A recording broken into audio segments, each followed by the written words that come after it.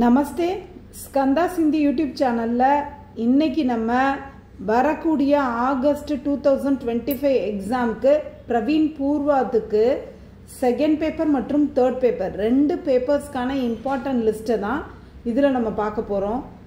First Roman எடுத்துக்கிட்டா அது ஹிந்தி சாகித்ய அந்த ஹிந்தியோட இலக்கியத்திலேருந்து வரக்கூடிய கொஷின் ஆன்சர்ஸ். அதாவது இது ஃபஸ்ட்டு 2 ரோமன்ஸும் இந்த ஒரு புக்கிலேருந்து தான் வரப்போகுது. அதாவது இந்த சாகித்யா அப்படிங்கிற அந்த டீட்டெயில்ஸு டோட்டலி 20 இருக்குது. அதில் 2 கொடுத்து 1 2 கொடுத்து 1ன்னு ஃபஸ்ட்டு 2 ரோமன்ஸும் அதுலேருந்து தான் வருது. இப்போ அதுக்கான இம்பார்ட்டன்ஸை தான் இப்போ நம்ம பார்க்க போகிறோம். ஃபர்ஸ்ட் ஒன் ஹிந்தி சாகித்யக்கே கால், அந்த ஸ்டார்டிங் மட்டும் நான் கொடுத்துருக்கேன்.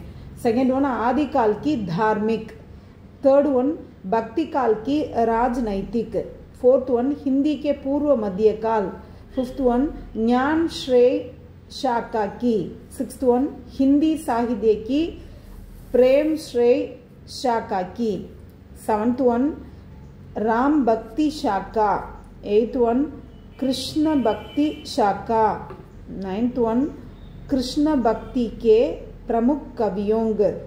टेंथ वन भक्ति काल हिंदी साहित्य का स्वर्ण युग. இந்த 10 கொஷின்ஸையும் நீங்கள் நல்லா தரோ பண்ணும்போது இதில் 4 கொடுத்து 2 எழுதுகிற மாதிரி இருக்கும். First Roman and second Roman இது ரெண்டும் வேறு வேறு புக்கிலேருந்து வருதுன்னு நினச்சிக்காதீங்க. ஒரே புக்கிலேருந்து தான் ரெண்டுமே வரும். ஆனால் தனித்தனி ரோமன்ஸாக கொடுத்துருப்பாங்க. 20 கொஷின்ஸ் இருக்குது. ஒரு கொஷினுக்கு 15 மார்க்ஸு. நீங்கள் வந்து ஒரு 3.5 பேஜஸ் எழுதணும். நீங்கள் இப்போ கிருஷ்ண பக்தியை பற்றி ஒரு கொஷின் நல்லா படிச்சிருக்கீங்க, அதுலேருந்து நீங்கள் படித்ததே வரல, ஆனால் கிருஷ்ண பக்தின்னு தான் இன்னொரு கொஷின் வந்திருக்கு அப்படின்னா நீங்கள் படித்த விஷயத்தையே கூட எழுதி வச்சிடலாம். அது ரிலேட்டடாக நீங்கள் ஒன்று படிச்சிருந்தீங்கனாலே அதை வச்சு இன்னொன்று அட்டன் பண்ணிக்கலாம். தேர்ட் ரோமன் சாகித்யக்கு டிப்பனியாங்க. இது வந்து 2 விதமாக பிரிக்கப்பட்டிருக்கு. ரீத்தி கால் ஆதுனிக் கால் அப்படின்னு 2 விதமாக பிரிக்கப்பட்டிருக்கு இந்த டிப்பனிஸு. அதில் ரீத்தி காலில் 1லேருந்து 11 டிப்பனிஸ் இம்பார்ட்டண்ட்டாக இருக்குது. எதுக்கு நான் இவ்வளோ நிறைய கொடுத்துருக்கேன்னா அங்கே இருக்கிறத பார்த்தீங்கன்னா 22 அந்த மாதிரி அதிகமாக இருக்கும். அதில் சரிபாதியாக தான் நான் உங்களை படிக்க சொல்கிறேன். இதில் வந்து 4,7 படிக்க வேண்டியது இல்லை. அடுத்து ஆதுனிக் கால் டிப்பனிஸில் வந்து 1 to 10 டிப்பனிஸ் படிக்கணும். அதில் ஒரு டிப்பனி 2 மட்டும் விட்டுறலாம். மற்ற எல்லாத்தையும் நல்லா தரவு பண்ணணும். இப்போ நம்ம செகண்ட் பேப்பரை பார்க்கலாம். செகண்ட் பேப்பரில் எஸ்ஏ வந்து தக்ஷினி கத்தாயங்லேருந்து வருது. மேரி பத்னி கர்மவீர். ஃபிஃப்த் ரோமன் வந்து தக்ஷினி கத்தாயங்லேருந்து வரக்கூடிய டிப்பனிஸு. இதில் ஒரு 12 படிக்க சொல்லியிருக்கேன். அதில் ஒரு 24 இந்த மாதிரி இருக்கிறதுனால 12 படிக்க சொல்லியிருக்கேன். காந்தம் கா பதி, ஜெகநாத், சீத்தம்மா, திலகம், வேங்கையா, நூருநிசா, குலாம் காதர், திருமலை, அஷ்டோத்தம் ஐயங்கார், உஸ்மான், முகமது, பியாரி.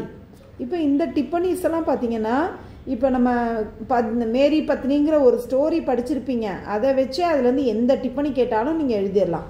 அடுத்து கர்மவீர் அந்த எஸ்ஸே வச்சு அதில் பார்த்தீங்கன்னா திலகம், வேங்கையா அந்த மாதிரி நீங்கள் படித்த 2 எஸ்ஏஸுக்கு தனியாக டிப்பனிஸ்க்குன்னு டைம் ஒதுக்கி நீங்கள் படிக்க வேண்டியதில்லை. அந்த எஸ்ஏ வச்சே எழுதிக்கலாம். மற்ற டிப்பனிஸ்க்கு கூட நான் என்ன சொல்கிறேன்னா அந்த எஸ்ஏயோட சாரான்ஸ் இருக்குல்ல அதை நல்லா தரவு பண்ணிட்டீங்கன்னா அதில் 3 டிப்பனிஸ் கேட்டிருப்பாங்க. அதில் 3 எது கேட்டாலும் எழுதுகிற மாதிரி நம்ம ப்ராக்டிஸ் பண்ணிக்கலாம். அதனால் டிப்பனிஸை தனித்தனியாக நீங்கள் படிச்சுட்டு இருக்காம அந்த எஸ்ஏயை நல்லா கான்சன்ட்ரேட் பண்ணி படிச்சிருங்க. இப்போ நம்ம கேட்டிருக்க டிப்பனி அதாவது கேரக்டர் எந்த கேரக்டரை பற்றி கேட்டிருக்காங்களோ அதை பற்றி ஒரு 4-5 லைன் நல்லா எழுதிட்டு அதுக்கப்புறமேட்டி நம்ம வந்து அந்த டிப்பனியை எழுதிக்கலாம். இந்த மாதிரியே நம்ம பண்ணிக்கலாம் அந்த டிப்பனிஸ் ரோமனுக்கு. இப்போ நம்ம 6th ரோமனில் டீட்டெயில்ஸு. இது தக்ஷின் மே ஹிந்தி பிரச்சார ஆந்தோலன்கா இதிஹாஸ். சவுத் இந்தியாவில் ஹிந்தி பிரச்சாரம் பண்ணும்போது ஏற்படுத்தின போராட்டத்தோட வரலாறு. அதில் நீங்கள் ஒரு 9 கொஷின்ஸ் படிக்கிற மாதிரி இருக்கும். இதில் 5,6 நீங்கள் விட்டுடலாம். மற்ற எல்லாத்தையும் நல்லா தரவு பண்ணுங்கள். 7th ரோமன் வந்து அதுலேருந்து வரக்கூடிய டிப்பனிஸ். இது வந்து 8 டிப்பனிஸ் நல்லா தரவு பண்ணுங்கள். 1 to 8. இதில் வந்து 4, 6 அப்படிங்கிறத 4, 6, 7, 9 இதை தவிர நீங்கள் இந்த 8 டிப்பனிஸை நல்லா தரவு பண்ணிக்கோங்க.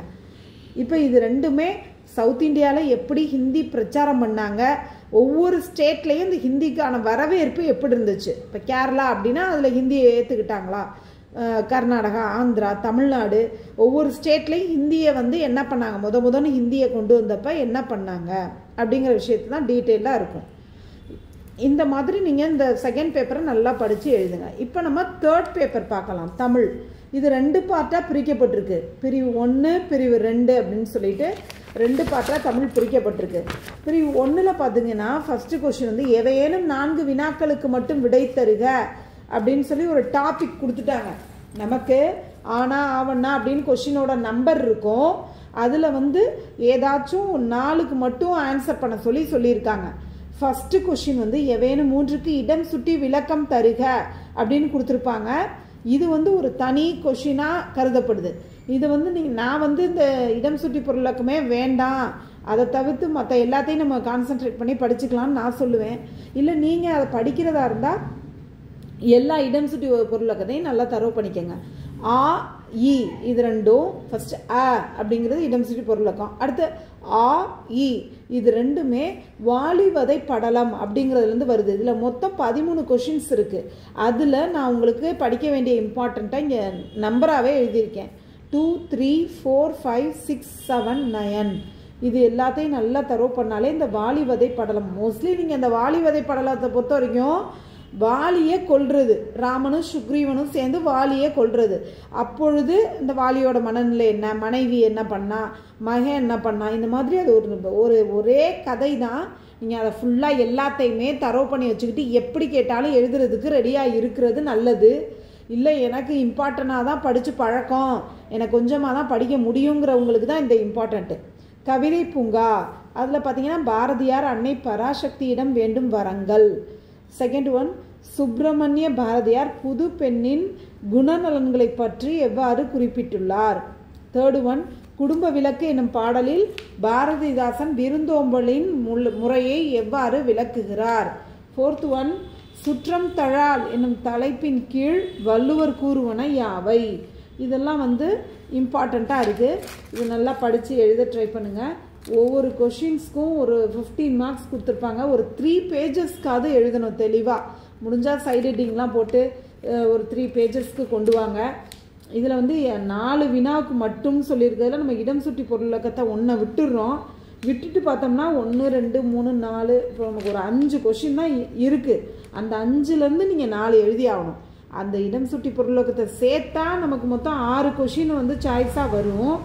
அதை சேர்க்காம நமக்கு 5 தான் இருக்குது. 5ல் நம்ம 4 எழுதுகிற மாதிரி இருக்குது. இந்த 4ஐயும் ஒன்றையும் ஒரு 15 மார்க்ஸ் அப்படிங்கையில் ஒரு 3.5 பேஜஸ் இந்த மாதிரி எழுதி நல்லா அதாவது நீங்கள் என்ன படிச்சிங்களோ அப்படியே மனப்பாடம் பண்ணி எழுதாமல் அதை புரிஞ்சுக்கிட்டு ஓனாகவே எழுதினா தான் நல்ல மார்க் கிடைக்கும். நம்ம பெருசாகவும் அதை டெவலப் பண்ணி எழுதவும் முடியும். அந்த மாதிரி நீங்கள் அதை நல்லா தரவு பண்ணணும்.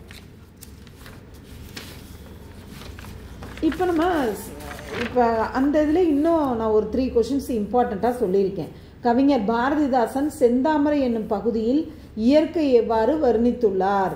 6th ஒன் கவிமணி தேசிய விநாயகம் பிள்ளை அவர்கள் நம் தேச கொடியின் சிறப்புகளாக கூறுபவை யாவை. 7th ஒன் நாமக்கல் கவிஞர் அவன் மாதவன் அவள் கமலம் ஆகிய இருவரை பற்றி என்னென்ன கூறுகிறார். அடுத்து பிரிவு 2. இந்த பிரிவு 1க்கு மட்டும் பார்த்தீங்கன்னா 60 மார்க்கு. அடுத்து பிரிவு 2க்கு 40 மார்க்கு. எவையேனும் 2ற்கு விரிவான விடை தருக. இது கட்டுரை பகுதி மாதிரி. 8 தொகையும் 10 பாட்டும் 11 கீழ்கணக்கு நூல்கள் 12 திருமுறைகள் ஆழ்வார்கள் 12 காப்பியங்கள் இலக்கண நூல்கள் சிறுகதைகள் உரைநடை வளர்ச்சி. இதில் ரொம்ப எல்லா எக்ஸாம்லேயும் ரிப்பீட்டடாக இது நான் உங்களுக்கு ஒரு 8ஆவது சொல்லணும். ஏன் 4 கொடுத்து நீங்கள் 2 எழுதணும். அதுக்காண்டி நான் ஒரு 8 சொல்லியிருக்கேன். அதில் ரிப்பீட்டடாக எல்லா எக்ஸாம்ஸ்லையும் கேட்டுக்கிட்டே இருக்கிறது 8 தொகையும் 10 பாட்டும் 11 கீழ்கணக்கு நூல்கள் ஆழ்வார்கள் 12 சிறுகதைகள் உரைநடை வளர்ச்சி. இது கான்ஃபிடெண்ட்டாக நிச்சயமாக இதில் 2 வரலாம், இல்லை 1 வரலாம். அதுக்காக நான் இம்பார்ட்டன்ட் கொடுத்த லிஸ்ட்லேயே ஒரு இம்பார்ட்டன்ட் மாதிரி டிக் பண்ணியிருக்கேன். அதை 40 மார்க் அப்படிங்கையில் ஒரு கொஷினுக்கு ஒரு கட்டுரைக்கு 20 மார்க்கு. அப்போ ஒரு 4 பக்கத்துக்கு குறையாமல் நீங்கள் எழுதணும். 20 மார்க் அப்போ தான் எடுக்க முடியும். மேலும் சைட் ஹெட்டிங்ஸ் கட்டாயமாக இருக்கணும். ஸ்பெல்லிங் மிஸ்டேக் இல்லாமல் இப்போ இப்போ 11 கீழ்கணக்கு நூல்கள் அப்படிங்கிற அந்த நூல்களோட பெயர்கள், அதில் அந்த எழுதின கவிஞர்களோட பெயர்கள், இதெல்லாம் நீங்கள் ஒரு லிஸ்ட்டு மாதிரி எடுத்து வச்சுக்கிட்டு இந்தந்த இப்போ சிறுகதைன்னு வச்சுக்கோமே, சிறுகதைகள் என்னென்ன சிறுகதைகள் எந்தெந்த காலத்தில் எழுதப்பட்டது, யார் யார் எழுதினாங்க, அந்த மாதிரி லிஸ்ட்டு எடுத்து வச்சுக்கிட்டு நீங்கள் படிக்கும்போது ஈஸியாக இருக்கும். தன்யவாத்.